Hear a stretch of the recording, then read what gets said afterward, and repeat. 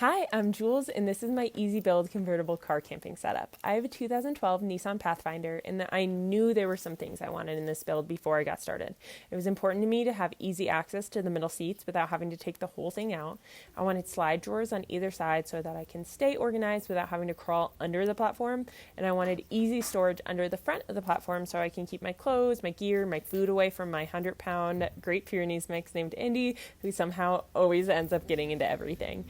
I also wanted the platform itself to be easy to clean since he is muddy. I don't have a mattress for the full thing yet, so then it's like exposed. I'm someone that spills everything, wanted to be able to clean it.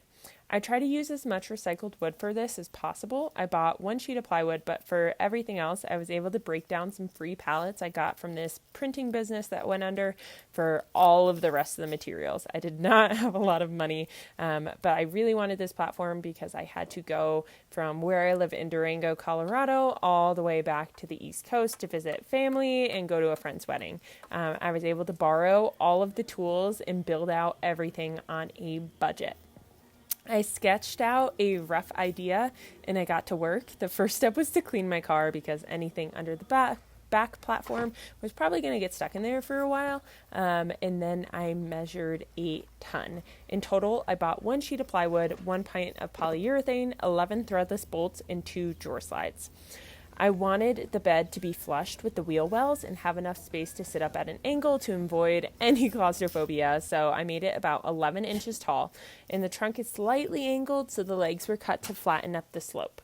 I measured probably like 12 times before cutting the wood for the legs and the drawers, and I still made some mistakes. But once all the wood was cut, I sanded each piece of wood 3 times with increasing grits of sandpaper. This just allowed it to be really smooth and make sure that the polyurethane would absorb it. I have done builds where I didn't sand it, and I ended up regretting it because I was getting splinters and like my sleeping pads have gotten popped. So even if you don't end up sealing the wood, I would highly recommend sanding it down nice and smooth. It took some time, but it's definitely worth it.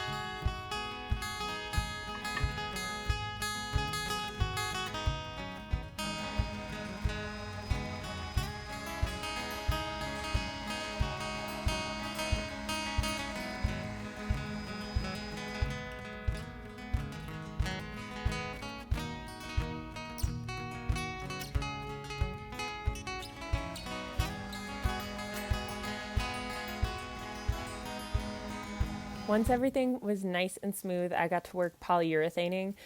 You can stain this if you want. I wanted to keep the wood natural, so I just did 2 coats of polyurethane. I would have preferred to do 3, but I only bought this small little container, and I didn't want to spend any more money. You can always go back and add another coat. You just kind of have to take the whole thing apart to do it easily, so definitely would recommend doing this before. If you want it to be easy to clean, like sealing it, polyurethaning it is going to keep the wood like from absorbing any spills and make it easy to wipe down. This is actually kind of difficult just because of my living situation. I don't have a garage. I don't really have a yard. And polyurethane has to be applied above like 50, 55 degrees and not in direct sunlight. I live in the mountains in Durango. I was doing this end of May, beginning of June. So it gets really cold at night. And the sun hits really early in the morning. So I was out there there was like an hour gap between it being the right temperature and the sun hitting my yard. So this ended up taking me like 2 to 3 days to actually get everything polyurethane. I did both sides of every piece of wood. And I just could only work early in the morning and late at night, but I'm really happy with it. The wood feels smooth. I haven't gotten any splinters. I've spilled coffee in honey, and I've been able to just spray it down with disinfectant and wipe it up. So I would highly recommend taking the time and actually sealing it if you want this to last. Once everything was dry and ready to go, it was time to start assembling it. Me and Indy got out a drill and some wood screws. I based where the legs were based off of the drawer slides because I wanted to make sure, especially for the back platform, where the drawers are going to be, that it could handle the weight and that the screws of the drawer slides would be able to match the screws of the legs. So we had 3 legs on the outsides of the back panels, and I just clamped them in place after measuring against the drawer slide. Depending on what drawer slide you have, you can kind of space them differently, and just screwed them all in. Once I did that, I put 3 legs on what I would call the inside, the middle inside of the panel, and then attached the middle legs for the front platform actually to the back platform. This way, the front platform and the back platform are sitting flush and there's no gaps. They can't separate while I'm sleeping, which is really nice. And then it also makes it a lot easier to assemble this whole platform, you see, because I can just drag the front piece of plywood and it rests on that sit. And then the front platform, I decided to attach with threadless bolts. So this holds it in place without making it permanent. I don't need a drill to assemble or disassemble. I used this drill to make holes, and then I ended up going in with a bit drill, which I'll show you a little bit later, to make sure that the threadless bolts would actually fit in those holes. If you don't want drawer slides, you're basically done. Super easy construction. I cleaned it one more time because the bushes near me were dropping so many leaves. And then the hardest part was actually the drawer, surprisingly. So once the back platform was fully constructed, I added 3 middle legs for the drawer slides to attach to. But before I got started on that, I went back and made sure that the threadless bolts were all good to go. So there's the 3 rests that connect to the middle platform, and then there's 2 long legs that go all the way down to the floor next to the headrests of the folded down middle seats, and then 1 piece of wood in the middle that just kind of rests on top of the back of the folded down seat. And they just attach with threadless bolts. So here is me using that Build-Ret to make sure that the threadless bolts sit flush so that they're not popping up. It was really easy and simple. Putting this together, when I'm using it, takes less than a minute. I just have to drop the threadless bolts, put the legs down. Putting the drawer on was a little bit more difficult. I didn't record making the drawer, but it was really easy. I used pocket holes to make it nice and flush, and wood glue, and then let it sit out for 36 hours before attempting to attach it. The most important step here is making sure that the center legs, which are not on yet, leave enough room for both drawer slides and the drawer. I measured this so many times because you want the drawer to be able to slide nice and evenly, and you also want those middle legs to line up with the outer legs so that it matches the holes on the drawer slide. It's not super difficult, but it did take a lot of measuring. I actually waited to cut the middle legs until I got to this step because of the slope of my trunk. I wanted to make sure that they fit properly, and I just was so nervous about messing these up. I ended up having to recut them a couple of times.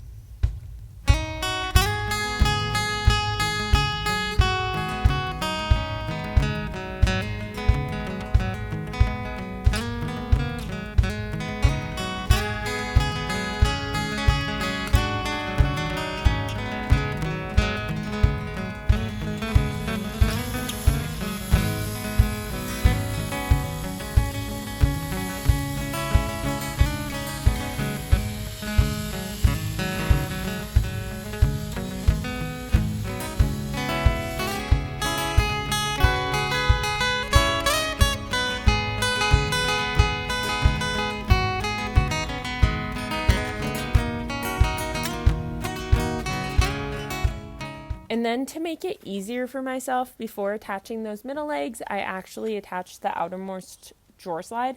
This way I just didn't have to be moving it around while I was trying to measure, and it was just like firmly in place. It came with screws, but I thought they were really shallow, so I used my own screws to attach this in. I just opened up the drawer slide, marked the hole, and made sure that there was at least like one screw per leg. Some of them got two, some of them only got one. But this was really easy. Pre-drilled the holes and just screwed in the screws.